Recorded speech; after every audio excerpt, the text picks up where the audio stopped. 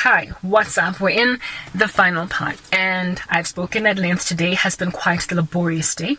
Nonetheless, we get it out the way. I need to get my content uploaded, so the sooner I get out of this vehicle, the better. Plus, my cat might be wanting to stretch her legs, and I've locked her inside a shack. So let's get this out the way. South Africa would be a lovely land to live in. It would be indeed just that, the land flowing with milk and honey. But there are tensions brewing between racial groups because the black government has upkept racial oppression in an unlike recognizable form. It has morphed itself, shape-shifted like Mystique in the X-Men into something unrecognizable, and so for those reasons we can't even freaking diagnose it.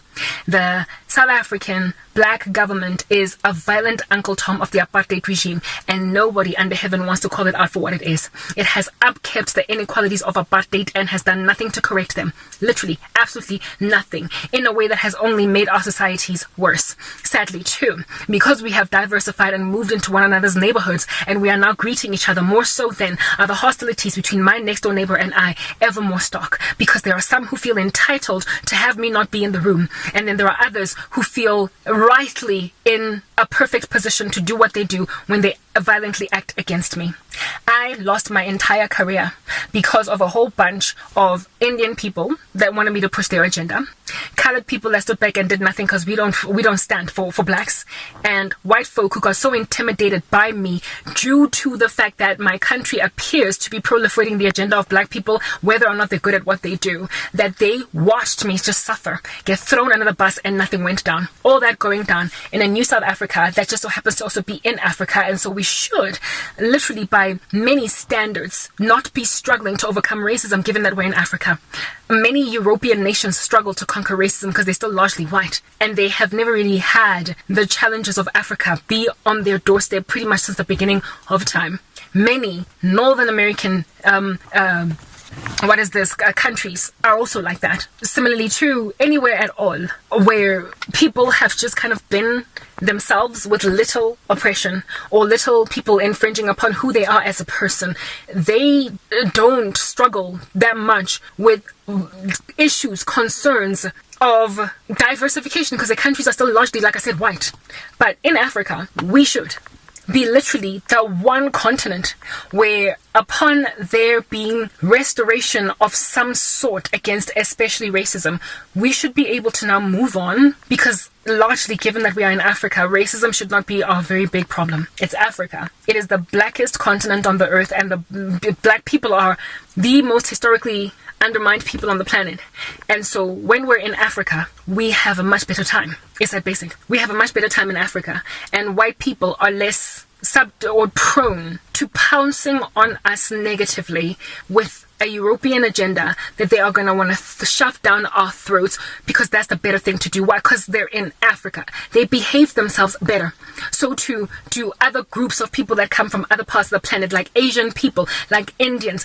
If you are like Middle Easterns, when they come to Africa, they are far more behaved and less happy to lord it over us with an iron fist. They tried it once long ago with colonization. It didn't work. And so racism in Africa is literally not that bad. Except if you're in South Africa, because in South Africa, even the black government is racist. Even the black government is an Uncle Tom. This is, or ought to be, one of the most tolerating societies, at least racially, in the world. And it has been largely. I went to schools where I was with white students. India, all the races were in my class. I don't remember a racist incident. I went to a white school, a previously white-only school, in the days of apartheid, primary school and high school. Previously white-only schools did I attend. And so they were filled with white kids and other races like Indian, colored, Asian, etc. And I don't remember a fight breaking out on the school playground because John and Tsepo were warring with one another, pulling each other's hairs out for their race. I don't know racism that badly. Like, seriously, guys, I have, in Africa, it's not that bad. Everybody is a lot less racist in Africa by mere virtue of it being so black. But in South Africa, we've got this black government that is taking away the power of us being in Africa from the people on the ground to actually conquer monolithic structures that are erect in other continents because they are so largely a particular racial demographic. because they're so largely Asian, because they're so largely Caucasian, because they're so largely Arabic or Middle Eastern, they are therefore prone to having issues with black people among them. We don't struggle with that in Africa, except when our governments themselves are pushing a Eurocentric ideal of shoving a white supremacist agenda down our throats because they are struggling to recover from the strong man of a historically disadvantageous bunch of people that thought they could come to Africa and just force stuff down our throats. White people are no longer the problem in this country. Black people are. And black people don't want to be rebuked because they think they can do no wrong. They have no flaw. The moment they fight and somebody retaliates, they pull up, flailing it like a fan in a hot church, the race card. Literally, no one can tell them where to get off for the right reasons that they all tell them where to get off. That people have to tippy-toe around them. They have got to walk on eggshells around black people. The black government is not even being held to account for their indiscretions, because the moment anybody at all speaks out against them, they're either an Uncle Tom or they're racist. Depending on your race, like I said, depending on the vantage point that you're coming from, you can't accuse them of anything. And that is the challenge of the black government in this country. Can't nobody tell them jack, because they came from hardship. They suffered apartheid.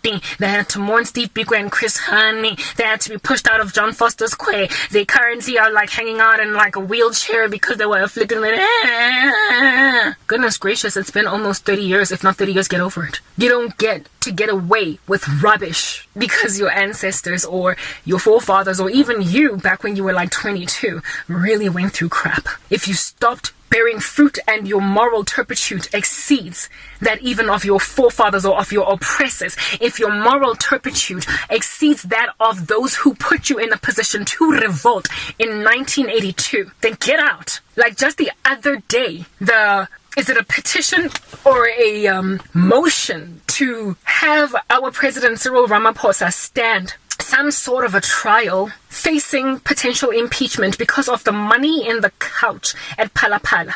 That was dismissed. The Supreme Court inquisition that was done against him by motion of like majority or something. His party members kept the bugger from enduring court, even just going through some kind of a trial. They buried it. They voted against it. Only one or two people in the ANC, I think Manuman Shabalala Mansim, whatever no, that lady's dead. I'm sorry. Nkosazana Dlamini Zuma. She's one of the only people that decided that no, I'm sorry, you gotta go through trial. What was with that money in the couch? Everybody else in the ANC cowered on some no. If we get Cyril Ramaphosa impeached, you must remember that the last leader of the ANC, Jacob Zuma, we also tried to get him impeached, if not impeached altogether. We're just going to look like a bunch of incompetent buffoons, and so therefore the ANC might find itself out of power. So we're going to keep this guy in power even though we found money in a couch in a farm called Palapala. So we have got a corrupt government running the country, and nobody's even allowed. They don't have permission because that was voted against by a majority vote in parliament. Nobody is even allowed to call him out on it. So he's going to finish his term. That is never going to see the aisles of a court. And when we come and say, but like this is the apartheid regime where people get away with killing people, throwing them out of buildings called John Foster Square, they're going to be like, whoops, I guess that's what happens when you have privilege and nobody else does. We've got privilege and you don't. Black people don't complain against me as a black government. Why? Because I'm the reason why you can get a job today. Literally, we are apparently allegedly not allowed to complain against our stupid government and our ridiculous regime because we are either Uncle Toms or ungrateful. And when white people call them out, they're racist. What? We might as well go home, then may the Lord Jesus Christ come and rescue his bride. Like seriously, this is a travesty. We conquer a strong man, and South Africa like literally exhumes the gangster from the grave, defibrillates it, puts sinews on it like the Valley of Dry Bones antithesis, and causes it to rear its ugly head in our lives again. I want to leave South Africa, and you know what? I'm going to, because I don't want to live in a country that literally holds no one accountable for the crimes they're committing just because they just so happen to be sitting in a seat of presidency as a black man in a country that has got a history with racial oppression against black people. You don't get to keep getting away with freaking murder just because you're black. It's that basic. I'm signing out in Christ's name, Kranke. Peace.